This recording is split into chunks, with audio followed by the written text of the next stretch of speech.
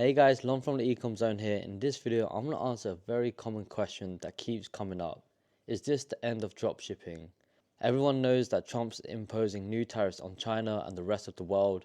So we're going to go through those tariffs, the situation on dropshipping, how it's going to affect dropshippers, how it's going to affect anyone shipping from China to the US, and answering any questions that you guys may have.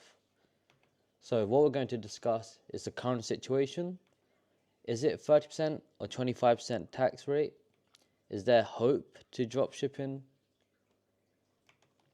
Is there hope for dropshippers? How to continue dropshipping to the US? How to dropship to the rest of the world? And in this video, I'm going to focus on how to do this. So we're going to check if your supply is shipped to the EU, iOS taxes for Europe, we're going to talk about VAT taxes for the UK, and setting up your Shopify Markets so that you can sell to EU, Europe, and we're going to set up. And we're also going to talk about setting up Shopify Markets so you can sell to Europe, UK, Canada, Australia, etc.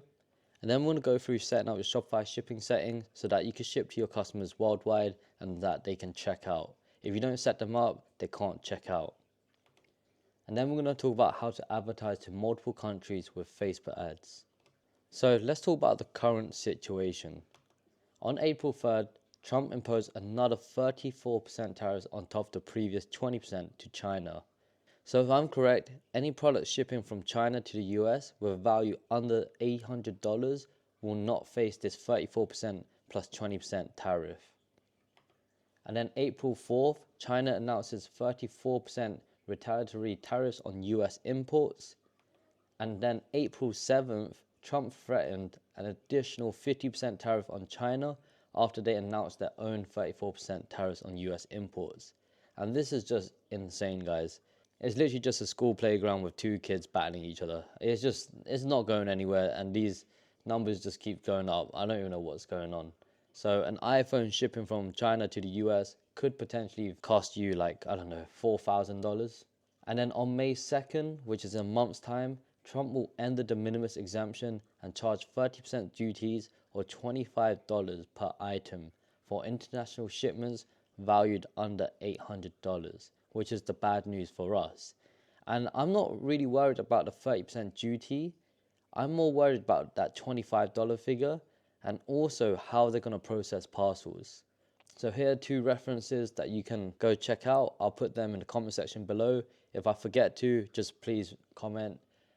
So is it 30% or $25? Because a lot of people have been asking this. And it isn't clear if the intent is a minimum fee of $25 until 30% of the declared value exceeds $25, at which point the fee will be 30% with no ceiling, or if the intent is 30% of the value until it reaches $25, which would be the maximum. Now that doesn't really make sense, but she suspects it's probably the latter, but not to bet the farm on it. So what this guy is saying, is it going to be 30% first, up to $25, or is it going to be $25 until 30% of the declared value, which is ridiculous. So let's just talk about the second one. If it's 30% of the value until it reaches $25, that is absolute peanuts, because that means even if you import something with $800, right, and you get taxed 30% until it reaches $25. So $25 would be the maximum, right? And so $25 of $800 is only 3%. No way are they only charging 3% duty. So the other one is the first one, which is $25 until 30% of the declared value exceeds $25. So what they're saying is, if you're shipping a parcel for $50, right, they're going to charge you $25 because 30% of $50 is not $25. Next, we have the $50 fee that comes in June, which is clearly an incentive to get Americans to stop ordering from Temu, Shein, and AliExpress, but comes long enough out to give people fair warning to think twice about future orders. Is there actually hope for dropshippers from China to the US? And personally, I think there is. I still don't believe that they will be able to execute this smoothly. Just no way. Build up of parcels will become a massive issue, with 4 million parcels entering from China to the US every day. I just don't get how they're going to increase operation, pay all the staff, sort through all these parcels, collect duties, and collecting duties from customers via email or mail will result in a backlog of parcels in the warehouses. And this because customers may not pay the duties immediately. They may think twice, they may wait a week. Whilst the customers haven't paid, that parcel is just sitting in the warehouse. Now imagine 4 million of those parcels just sitting in the warehouse building up every day and no customers are paying. It's just going to be crazy. And this brings me up to the next point as well, because if the customer is paying this 30% duty or the $25, do we need to worry about that as sellers and merchants? Because that means we don't need to increase prices, right? Because our customers will pay the duty. So I'm not actually too sure how they're handling it, if it's actually being paid on AliExpress by us or if customers are going to pay when the parcel arrives at the border. Still not too sure, there's not much clarification there. Custom border protection needed the Minimis exemption to get packages out of their warehouse fast. And this is why in 2016, Barack Obama increased the value from $200 to $800 because there were just simply too many parcels to check. And that's why I don't think they'll be able to pull this off. So how do you actually continue dropshipping to the US? Well, first you can increase product prices to the US via the Shopify Markets settings. And if you don't know how to do this, it's pretty simple. Go into your Shopify dashboard, go to settings, go to markets, find the US, and just change the prices of the US market by 5%, 10%, 15%, whatever you may feel comfortable with. Personally, for me, I increase it by a few percentage at a time to see if your customers are still buying your products and if it affects conversion rates. You also want to change shipping times to the US via the Shopify shipping settings. So right now, I have an estimated time of 5 to 10 business days. But in May, I'm going to increase this to maybe 5 to 20 business days because there will be delays in the customs border protection in the US. They simply won't be able to process all these parcels. And it won't just affect parcels from China. It's going to affect everyone's parcel entering the US from any country. You then want to update your shipping policy page to notify customers of potential delays to the US so that if any customers send you an email after they place an order complaining about delays, well, you just show them the shipping policy page and tell them, look, we've warned you about these delays. We can't do nothing about it. And then next, you want to contact your suppliers for more information regarding tariffs, price increases, etc. And I've already contacted my supplier on AliExpress, which I've been working with for 4 years now. And they said they're working on adding codes to their products so that AliExpress knows which tariff to add to the products. So based on that, it seems like we're going to be paying the tariffs and not the customers. And so when I get updates from my suppliers, I will make a YouTube video on that. So subscribe to my channel if you want more information about this topic. Now, how to dropship to the rest of the world if you aren't already. You want to check if your suppliers actually ship to certain countries, as not all of them ship to countries like Austria, Germany, and France, mainly due to tax laws and regulations. I believe Germany and Austria has this like plastic tax where you have to pay upfront for the year, and most suppliers don't actually have that many Austrian and German customers, and that's why they don't pay this upfront fee. That means they don't ship to Austria and Germany. France, there's an issue with some parcels going to France as well, so definitely check that your suppliers ship to those countries. You also want to research the IOSS tax for EU, and you also want to research VAT tax for the UK. It's very important that you research these and look into them yourself. Don't ask me questions about what IOSS is or VAT tax because it's actually best for you to do your own research on this, speak to your own accountants, etc. You shouldn't really get advice about taxes online. And then you want to set up your Shopify Markets for these different countries that you're shipping to, and then set up your Shopify shipping settings for these countries, and then create new campaigns to the other countries with your winning ads. And if you don't have winning ads, then you simply create a new campaign and you run new ads to those countries. So IOSS taxes for Europe. So what is it? The Import One-Stop Shop is an EU VAT scheme that simplifies the declaration and payment of VAT for e-commerce businesses selling imported goods valued at €150 or less to EU consumers, allowing them to register in one EU country and report VAT for all their EU sales in a single return. So how does it work? So instead of dealing with individual VAT rules in each EU member state, businesses can register for IOSS in one EU country and then use that registration to declare and pay VAT on all their EU sales of imported goods valued at €150 or less. And you can find out more about the IOSS scheme via your government website or this link here. So next is VAT tax for the UK. So what is it? It's an e-commerce tax in the UK, which is value added tax applied at a standard rate of 20% on most goods and services sold to the end consumers, including online sales. And on your store, you actually need to include this in your price, and you can't add it at checkout because it's actually illegal in the UK. So let's just say you're selling something for $100. You can't then just add $20 at checkout. It has to be included in the price. And you must register for VAT in the UK if you're a UK seller selling goods as a business activity in the UK and your business's VAT taxable turnover is more than 90,000 a year. So if your VAT taxable turnover is less than 90,000 a year in the UK, then you don't actually need to pay the VAT. Or if you're an overseas seller and the online marketplace provides you with the VAT details of a business consumer, then you will start paying the VAT. So I'm not too sure if the threshold applies to you if you're an overseas seller. So it's best to actually just research this. Again, this is not financial advice and you need to do your own due diligence and research on taxes.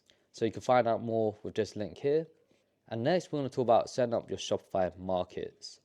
So Shopify Markets allows e-commerce merchants to reach international markets without the need to set up multiple Shopify stores for the same brand. So some brands, they may have a US store, a UK store, Australia store. Well, you don't need that anymore because of Shopify Markets. And so it simplifies that for bigger brands. Shopify Markets comes equipped with 100 plus currency options for your chosen market to allow your international customers to shop in their native currency. Selling in a local currency can reduce cart abandonment rate by 33%. Now, when you're starting out with Shopify on the basic plan, you can only have 3 markets.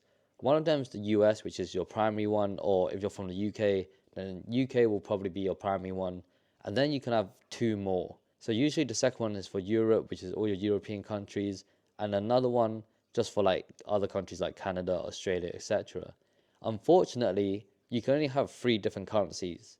I'm not too sure you're allowed to add more because you're on a basic plan. Because I'm on a pro plan, I have different currencies for different markets. So there's a guide to setting it up with this link here. So next we want to talk about your Shopify shipping settings. So you want to set your shipping rates and costs for different countries. You can also set custom names for your shipping rates.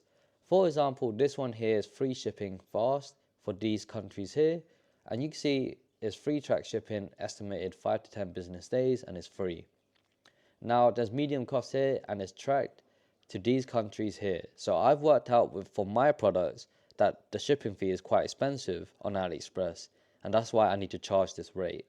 And the shipping time is slightly longer, so the estimate is 10 to 20 business days. You could also see there's a conditional pricing there. So anything orders up to £50, they get charged a £6.99 shipping rate. Any orders from 50 to 100 is £13.99, 100 up, $18.99. So next, I want to talk about how you can advertise to multiple countries with Facebook ads. And with Facebook ads, it really depends on your store, how many products you have, which countries you want to advertise to, and that's why one size does not fit all. And so you just want to take this advice with a pinch of salt. So if you have winning ads, you could dupe your winning ad sets into a new CBO campaign. And you can set the CBO budget to $50 per day. You can set the locations to EU, UK, Canada, Australia. You can even include the US if you wanted to.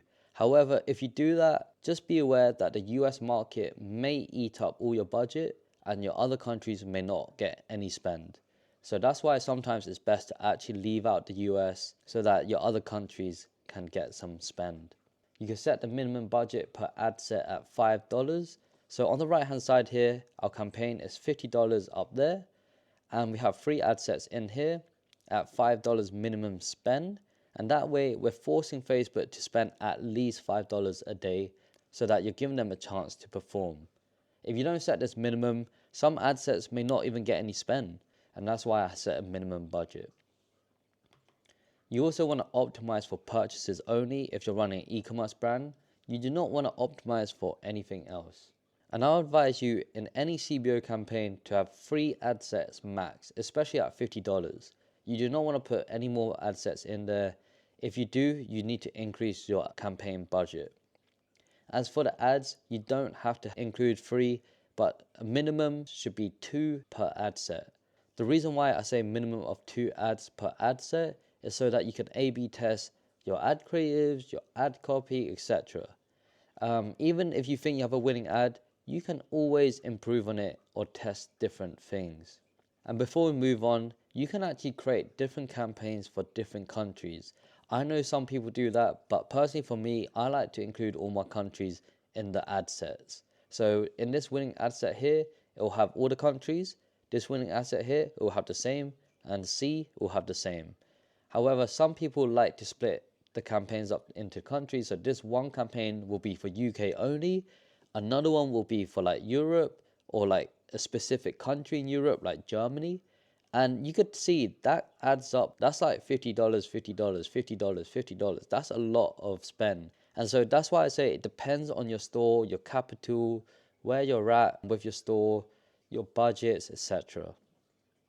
So how to advertise to multiple countries with Facebook ads if you don't have winning ads. So you want to create a new ABO campaign. So ABO campaign is ad set budget optimization. So you're setting the budget at the ad set level and you're forcing Facebook to spend on the ad set level. This gives you more control and you can switch off ad sets without affecting the other ad sets. That's why I like testing and scaling within the ABO campaign. So you can set each ad set budget to $10 per day. So again, you can see $10 here, 10, 10, 10, 10, and so a total of $50 a day in spend.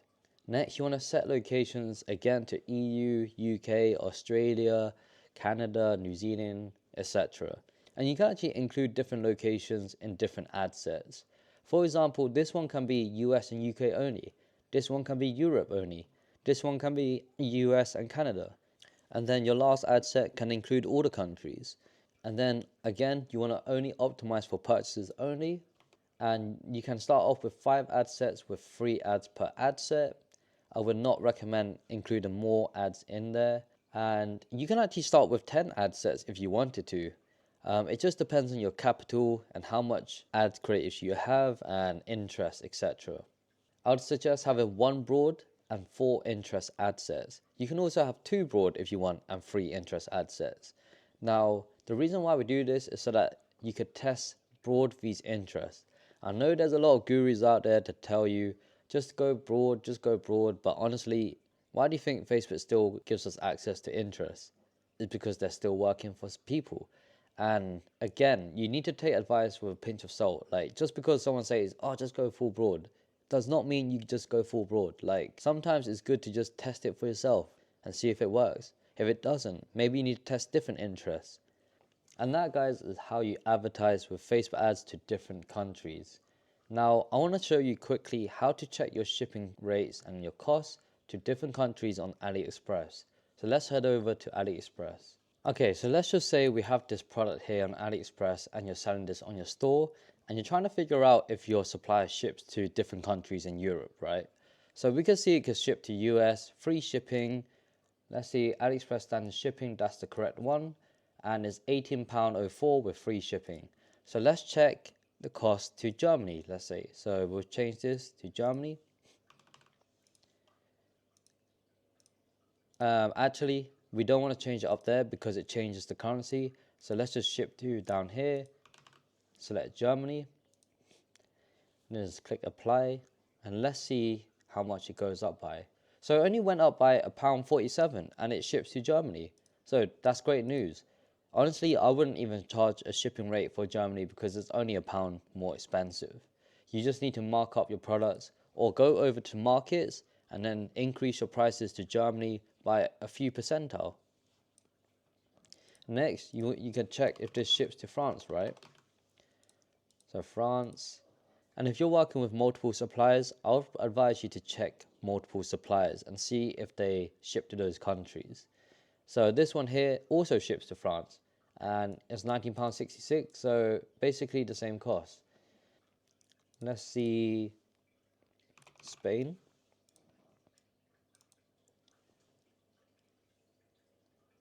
So Spain, free shipping again, AliExpress, standard shipping, and it's £18.96. And this is a great supplier because they ship to Germany, US, France, Spain.